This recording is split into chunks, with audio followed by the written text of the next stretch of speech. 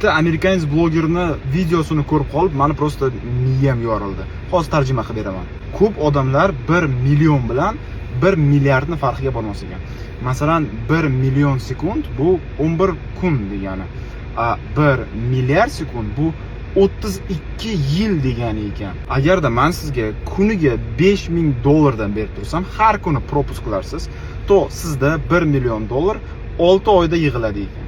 Agarda men sizga kuniga $5000 dan berib tursam, har kuni to 1 milliard dollar sizda 547 yilda yig'iladi ekan. Masalan, Elon Muskni Forbes'ning aytishi bo'yicha sostoyaniyasi bugungi kunda 180 milliard dollar ekan. Endi qarang, agarda sizga kuniga $100,000 dan berib turishsa, to sizda 180 milliard dollar 5000 yilda yig'iladi. Yo'q, bermaydi.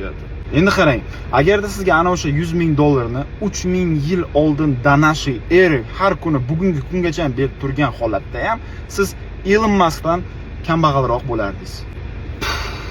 Просто взрыв башки.